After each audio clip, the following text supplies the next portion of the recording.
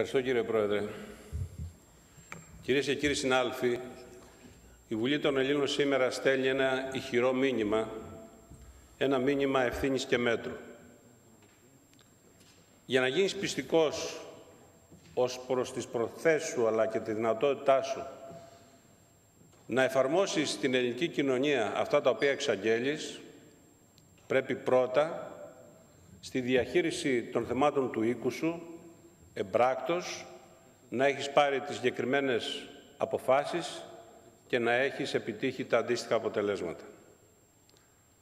Το μήνυμα που στέλνει σήμερα η Βουλή δεν είναι ένα μήνυμα αμυντικό ή ενοχικό, ένα μήνυμα απολογίας. Είναι ένα μήνυμα, θα έλεγα, πρόσκλησης κυρίως προς όλους τους φορείς και τις δυνάμεις της κοινωνίας να πράξουν με τρόπο αντίστοιχο και ανάλογο στη δική τους περιοχή ευθύνης, σύμφωνα με αυτά τα οποία αποφασίζει σήμερα η Βουλή των Ελλήνων για τους Έλληνες πολιτικούς.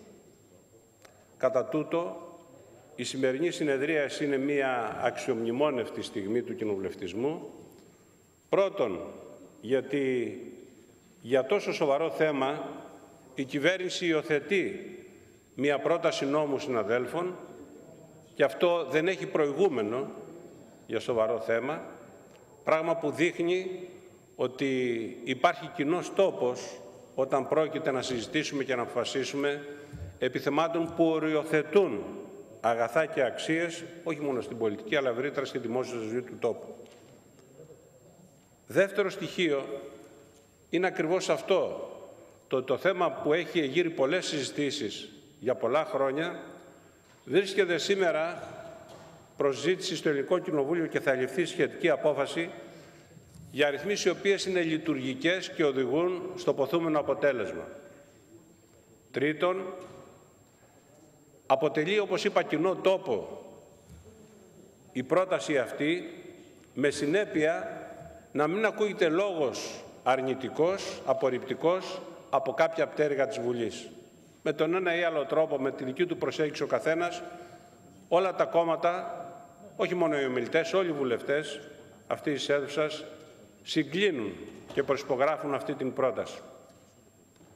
Και βεβαίως, επειδή είμαστε στον αστερισμό του μνημονίου που κακώς, κατά την αντίληψή μου, έχει δηλητηριάσει και διχάσει τη δημόσια ζωή της χώρας, να μια πρωτοβουλία η οποία αποδεικνύει την ισχυρή βούληση των Ελλήνων πολιτικών που δεν έχουν επιδείξει αντίστοιχη βούληση κάποιοι άλλοι χώροι αυτού του μεγέθους, οι οποίοι όμως εκείνοι θέλουν να αυτοδιορίζονται κριτές και τιμητές των πολιτικών και της δημόσιας ζωής της χώρας. Στη δημόσια σφαίρα ασκούν επιρροή δυνάμεις οι οποίες είναι κατά πολύ πιο αποτελεσματικές και διεισδυτικές όσον αφορά την επίτευξη των σκοπών τους σε σύγκριση με το μέσο Έλληνα βουλευτή. Οι περισσότεροι Έλληνες βουλευτές, επιτρέψτε μου να πω, αποτελούν το πρότυπο στην περιφέρεια στην οποία εκλέγονται.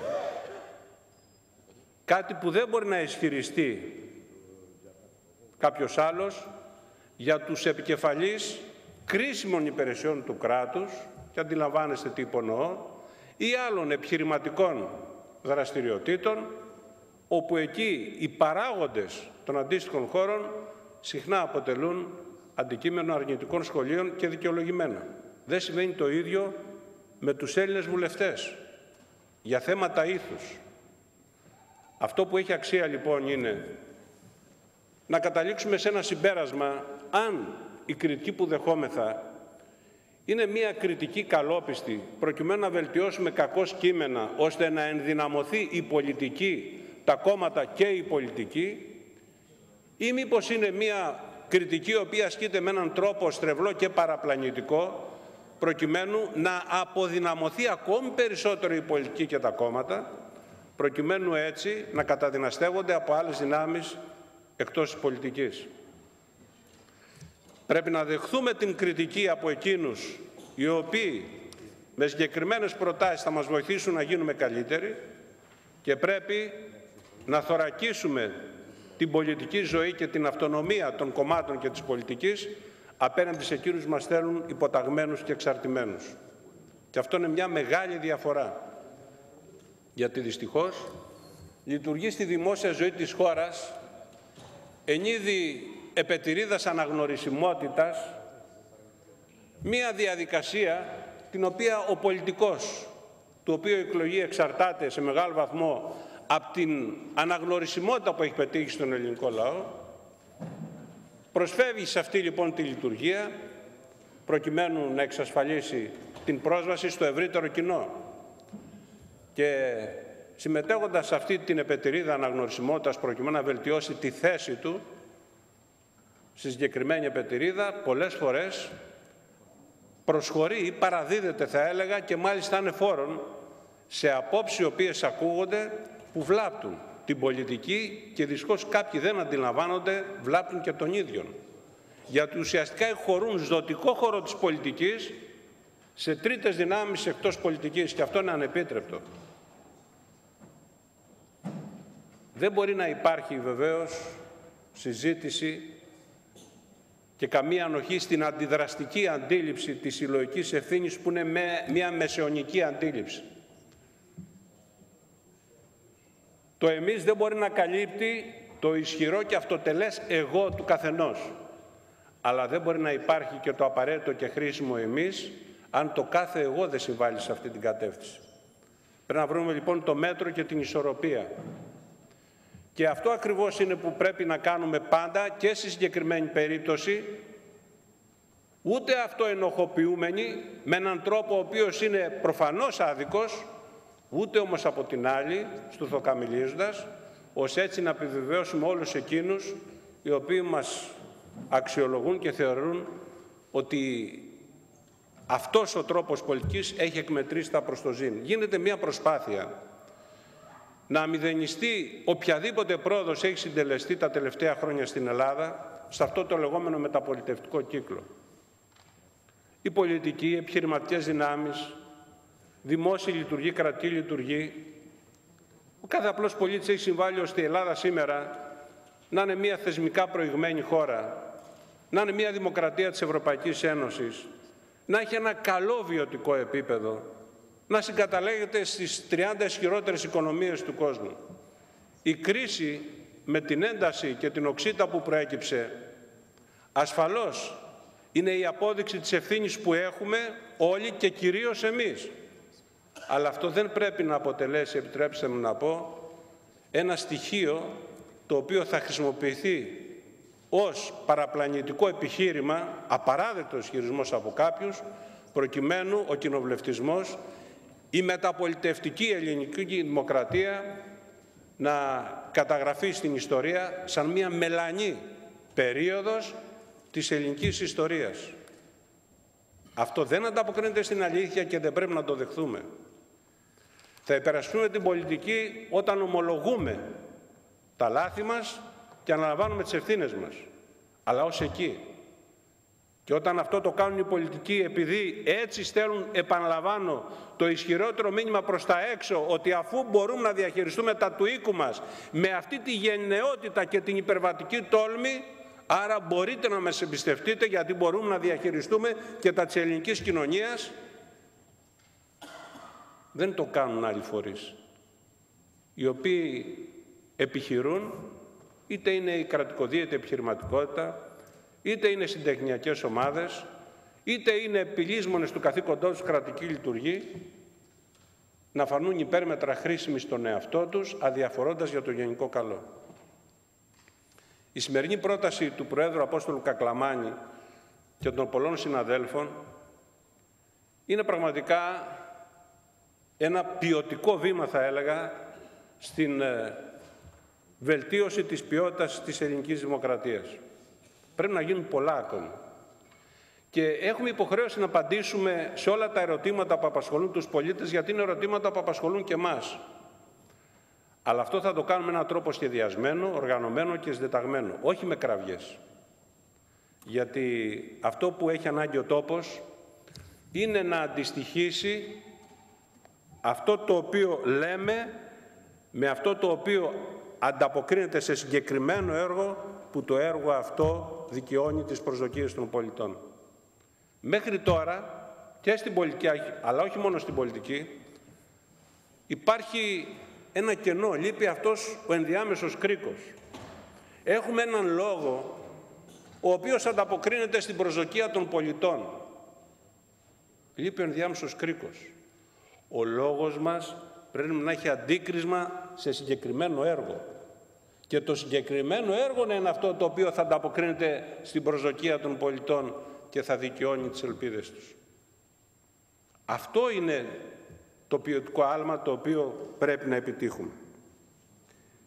Η πρόταση αυτή είναι μια πρόταση η οποία υιοθετείται από την κυβέρνηση, όπως είπα, από την πρώτη στιγμή στην αρμόδια Κοινοβουλευτική Επιτροπή, έτσι όπως ακριβώς διαμορφώνεται και με τις τροπολογίες που κατατίθεται. Η κυβέρνηση ως μέρος αυτού του σώματος και ομιλών θέλουμε να ενισχύσουμε το θεσμικό οπλοστάσιο της χώρας με μέτρα και ρυθμίσεις που είναι λειτουργικές και αποτελεσματικές και δεν αποτελούν απλώς μία διακήρυξη, ένα σύνθημα δηλαδή. Πρέπει όμως, για να είμαστε σίγουροι θα φτάσουμε σε αυτό το αποτέλεσμα, να πούμε ότι κανείς δεν πρέπει να έχει την παραμικρή ψευδαίσθηση ότι κάποιες ρυθμίσεις μπορούν να αντιμετωπίσουν την ακραία επινοητικότητα της αγοράς ή των επιτίδιων που πάντα θα βρίσκουν κάποιο τρόπο να εξεγκλειστρούν μέσα από την πιο τέλεια ρύθμιση ή διάταξη νόμου. Ο ελληνικός λαός, καθώς κλείνει αυτός ο κοινοβουλευτικός κύκλος και η χώρα φαίνεται ότι οδηγείται σε εκλογές, θα κληθεί να εκλέξει τους εκπρόσωπούς του. Μακάρι ο ελληνικός λαός να έχει τη δυνατότητα να εκλέξει 300 βουλευτές που θα είναι οι 300 εξυπνότεροι Έλληνες, οι 300 εντιμότεροι Έλληνες, οι 300 ικανότεροι Έλληνες. Ας το κάνει. Οι 300 όμως που θα εκλέξει πρέπει να απολαμβάνουν τις αντίστοιχες τιμής από τον ελληνικό λαό, να έχουν την αναγνώριση και την υποστήριξή του. Γιατί όταν ο πολίτης εκλέγει τον εκπρόσωπό του και στη σχέση με τον εκπρόσωπό του παρεμβάλλονται τρίτοι για να διασπάσουν αυτή τη σχέση, τότε η ευθύνη είναι αμοιβαία. Δεν είναι ευθύνη μόνο του πολιτικού. Οι πολίτες έχουν ευθύνη. Και οι πολίτες είναι αυτοί που πάντοτε θα εκλέγουν τους εκπροσώπους τους. Σε μια δημοκρατία σύγχρονη όπως η ελληνική δημοκρατία. Γι' αυτό καλό είναι να μην δανείζονται τις απόψεις τους για τους πολιτικούς τους από άλλους.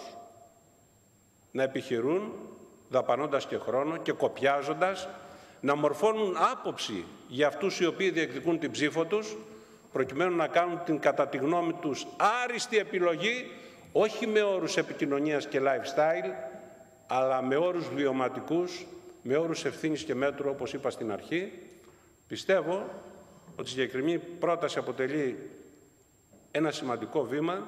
Είναι καλός ιονός ότι η ανάλογη πρόταση είχε καταθέσει η Νέα Δημοκρατία πριν λίγους μήνες και έχει συντεθεί, όπως σωστά επιχείρησε ο κ. Κακλαμάνης, σε μια τελική πρόταση. Είναι εξαιρετικό το ότι όλες οι πτέρυγες Βουλής έχουν έναν θετικό λόγο και η κυβέρνηση συνενεί και τελικώς αυτό που θα μείνει από αυτή την συνεδρίαση είναι, επιτρέψτε μου να πω, όχι ένας λόγος ικανοποίησης για αυτό που κάνουμε σήμερα, αλλά κυρίως ένας λόγος υποχρέωσης για αυτό που πρέπει να κάνουμε στη συνέχεια και εμείς και ο ελληνικός λαός, γιατί έχουμε πολύ δρόμο και δύσκολο δρόμο μπροστά μας. Ευχαριστώ, κύριε Πρόεδρε. Ευχαριστούμε τον Υπουργό Διοικητικής Μεταρρύθμισης και Ηλεκτρονικής Διακυβέρνησης, τον κύριο Δημήτρη Ρέπα.